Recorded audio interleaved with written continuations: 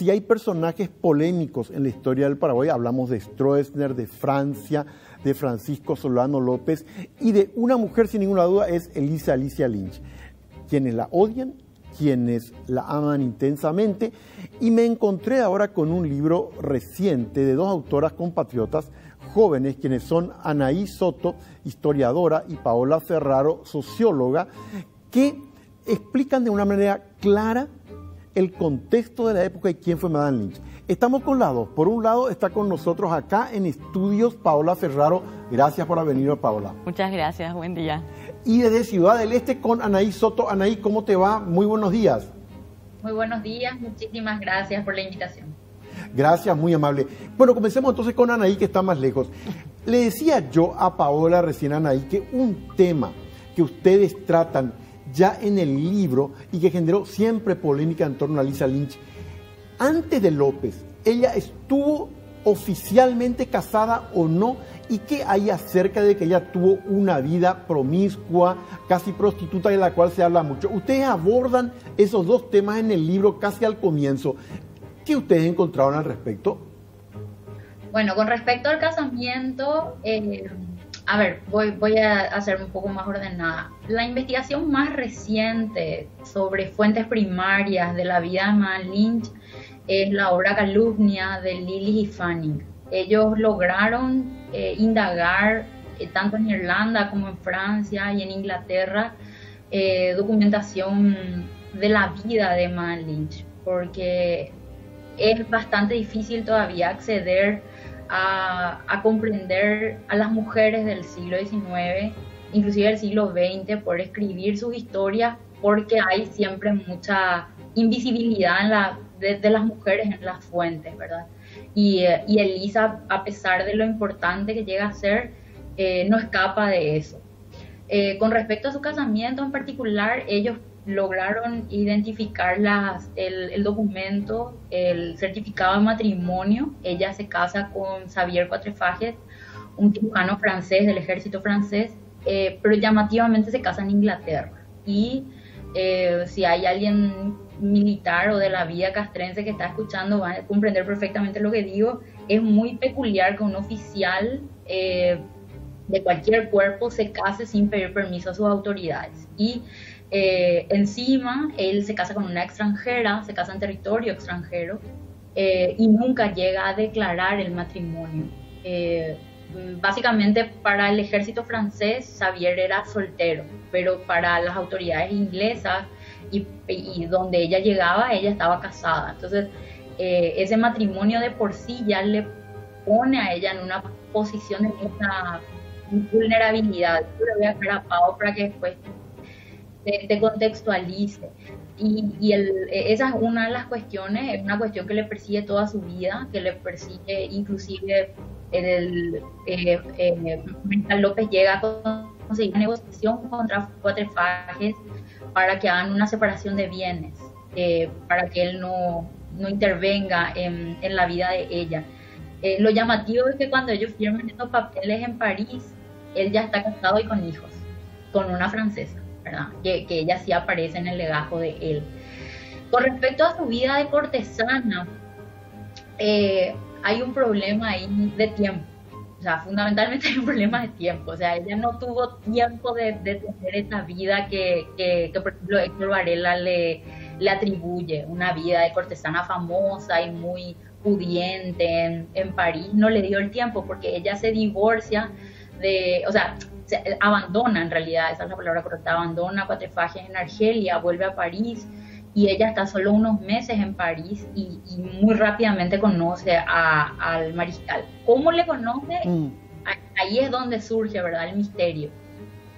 No sabemos exactamente cómo. Hay algunos que formaron parte de esa delegación que comentan que ella era parte de la vida pública, social de París. Y también hay una carta en el Archivo Nacional de una famosa cortesana que le reclama una deuda al mariscal López que ella había dejado. Entonces esos son los indicios que nos dicen que es posible que ella haya llegado a intentar por lo menos dedicarse a vender sus servicios de acompañamiento, que bueno, ¿verdad?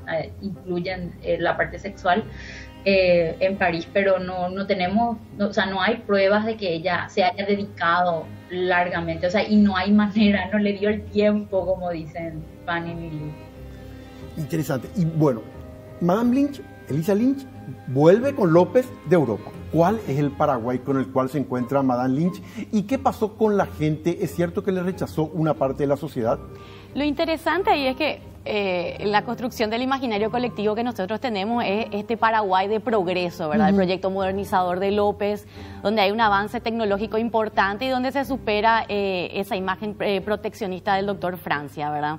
Si bien es un contexto histórico de avances tecnológicos, hay que resaltar que nuestro relato colectivo se olvida muchas veces de colocar que era una sociedad predominantemente agraria.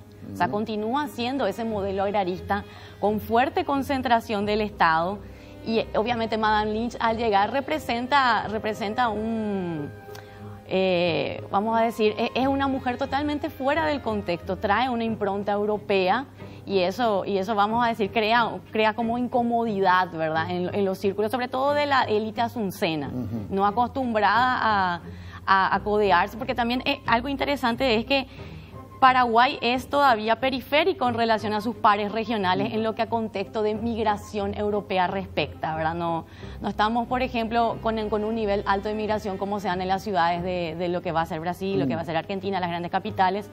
Entonces, al existir una migración europea pequeña, uno no está acostumbrado a vincularse con estos imaginarios de mujer, ¿verdad? Entonces, ella crea esa incomodidad. Hay como un cierto rechazo hacia ella. Exactamente, hay un rechazo de las élites asuncenas que se incomodan, pero a la vez ella logra establecer alianzas con las Jugaverá, que van a ser las mujeres que se adhieran a la vida económica y que van a también desempeñar un rol importante en la guerra, ¿verdad? Como distribuidoras de hierba del Estado. Y siguiendo con ese mismo tema que plantea recién Paola Anaí, ¿qué pasó con la familia de Francisco Solano? ¿Cuál fue su actitud ante la llegada de Madame Lynch a Paraguay? Bueno, con respecto a la familia, ella no cumple los requisitos de la que tiene que ser la esposa del futuro heredero, ¿verdad? Y hablo en esos términos porque bueno, muy pronto ella llega primero a Buenos Aires, ahí nace su primer hijo, nace Francisco, llega con su hijo en brazos a Asunción, probablemente con una expectativa de que iba a ser reconocida como la compañera oficial de Francisco. Sin embargo, hay que acordarse que don Carlos Antonio López y Juana Paula Carrillo estaban en el proceso de modernización de la sociedad paraguaya, de fomentar el matrimonio religioso, se estaban restableciendo las relaciones con el Vaticano. Entonces, la idea de que esta mujer divorciada, extranjera, que venía en sus orígenes de una familia que era mitad católica, mitad protestante, no era del agrado de la familia. De hecho, durante la vida de don Carlos estaba prohibido que ellos convivan en lugares públicos al mismo tiempo. O sea, por ejemplo, si había un baile oficial, ella se tenía que ellos, los padres del mariscal, tenían que retirarse para que ella pueda llegar. Ella no podía llegar hasta que lleguen los padres. En la prensa oficial no se la nombra nunca durante la vida de don Carlos Antonio López. En las gacetas oficiales tampoco, en los diarios de los que viajaron con Francisco Solano López en la gira a Europa tampoco se la nombra a ella oficialmente. O sea, básicamente ella tiene que mantenerse en la sombra, ¿verdad? Algo que a mí personalmente me impactó mucho fue porque siempre le vi a don Carlos como un hombre muy de familia, que cuando muere la Corín, la hija de Francisco Solano López y de Madame Lynch, muere de bebé por problemas de salud propio de la época, ¿verdad? Por una diarrea. Don Carlos Antonio López y Juana Paula Carrillo no van a sentirle a la mamá que perdió a su nieto, ¿verdad?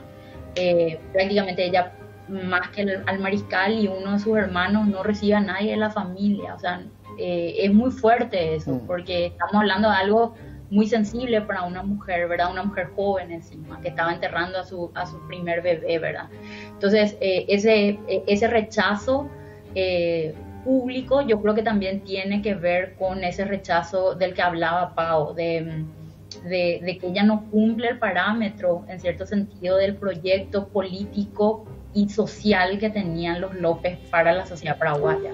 Y también esto que colocan ahí trae un poco la dificultad de reconstruir la vida de esta mujer, claro, ¿verdad? O sea, cuando las propias fuentes, ya sea los periódicos, las actas, los registros oficiales del Estado, no pueden hablar de ella porque hay como una restricción o implícita o explícita, entonces, ¿qué registros podemos tener de ella? Entonces, le abrís el camino a la ficción y la ficción se permite todo tipo de licencias, ¿verdad? No se la nombraba, ustedes dicen en el libro, ni siquiera en los periódicos oficiales de Madame Lynch. Claro, porque es también un cuidado que uno tiene que tener, ya sea por crear la incomodidad de la familia de los padres de Francisco, o también ese cuidado de qué puedo decir o no de la compañera del mariscal que no cree ronchas, ¿verdad?, con él, que no cree dificultades con él, ¿verdad? Entonces se vuelve alguien innombrable. Y ahí llegamos a un momento terrible, el tema de la guerra. ¿Se sabe algo, Anaí, de cuál fue la postura real de Madame Lynch en términos del acompañamiento a López? Y se habla mucho de que ella inclusive también de alguna manera avaló situaciones muy drásticas y muy terribles contra prisioneros en los juicios de San Fernando. ¿Hay algo o no hay nada al respecto? Hay una contradicción muy fuerte en las fuentes que no logramos resolver. Entonces no es que quisimos pasar de largo y ya, sino que no lográbamos arribar a conclusiones que tengan suficiente evidencia. ¿Qué es lo que pasa? En los documentos oficiales de los juicios ella no aparece, o sea, no se la nombra. Sin embargo, los que sobrevivieron a la guerra y escriben sus memorias, algunos hablan, y la prensa también, tanto argentina como brasileña, hablan de que ella sí intervino. Y otra vez ahí las fuentes son muy contradictorias, porque algunos hablan de que intervino a favor de cierta persona, de enviar alimentos a algún prisionero, o de que no maten a la familia de López, o cosas así. Pero también otras fuentes hablan de que ella era la que exigía que se tenga más crueldad contra estos prisioneros. Entonces, hay algunas investigaciones al respecto. La doctora Margarita Durán cuando trabajó el Catecismo de San Alberto, trabajó algo sobre eso, pero no logramos encontrar una evidencia contundente con respecto a qué participación. Obviamente, o sea, nosotras deducimos que ella intervino de alguna forma, pero ¿cómo medir si esa intervención realmente tuvo efecto en las decisiones finales del mariscal López? Es difícil precisar, ¿verdad? Y ahí es donde podemos llegar a caer en una ficcionalización del pasado, que era lo que más queríamos evitar con este texto. Y finalmente, porque el tiempo se nos va, yo les pregunto a las dos lo mismo. Después de haber escrito sobre Madame Lynch, este libro que les recomiendo especialmente, ya luego me vas a decir otra vez, Paola, dónde conseguirlo, a las dos, a Paola y a Anaí, para ustedes, ¿quién fue entonces Elisa Alicia Lynch? Yo creo que ella fue una mujer que vivió un contexto de fragilidad económica permanente, pierde muy joven a sus padres, se ve todo el tiempo en contextos de migración, se encuentra con el mariscal y va al Paraguay con él. Entonces es una mujer que está todo el tiempo planteando su sobrevivencia y que estamos muy acostumbrados a verla como una mujer imponente de vida resuelta, y sin embargo hay mucha fragilidad en torno a lo que fue su cotidiano, ¿verdad? Por más que también le tocó estar al lado de un hombre, de una persona poderosa, y que también, cerrando nomás un poquito eso, pienso, nos es difícil separar a la mujer del hombre, ¿verdad? No es todavía difícil, es como que siempre la mujer es la añadidura de su compañero, y sin embargo ella es una figura autónoma.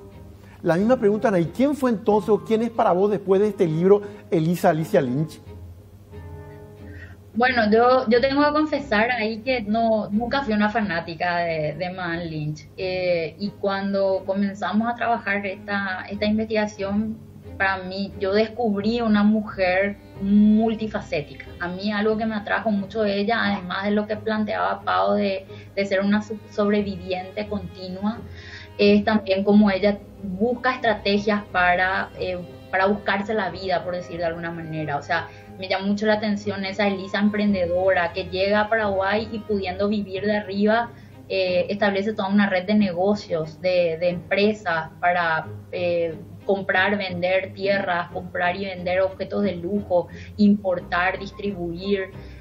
A pesar de que no era muy querida en la élite, termina imponiendo todo un modelo y un estilo de vida. O sea, me parece una mujer sumamente inteligente y probablemente eso es producto de esa condición de vulnerabilidad, de ser siempre una sobreviviente, ¿verdad? Y eso lastimosamente es algo que atraviesa toda su vida, porque sus años de prosperidad en Paraguay son muy cortos en comparación con todo el resto de su vida.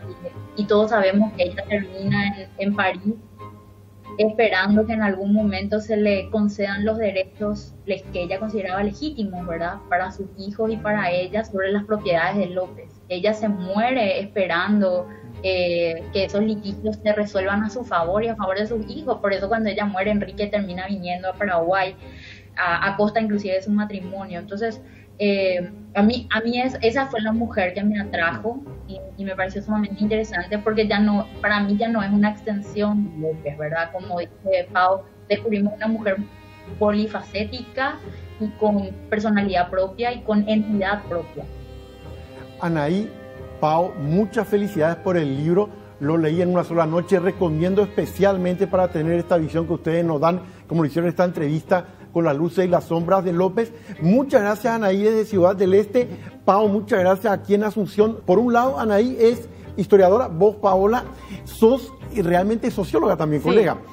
Disfruten de este libro cuando puedan. Elisa Alicia Lynch, la Madame en su contexto. Volvemos enseguida.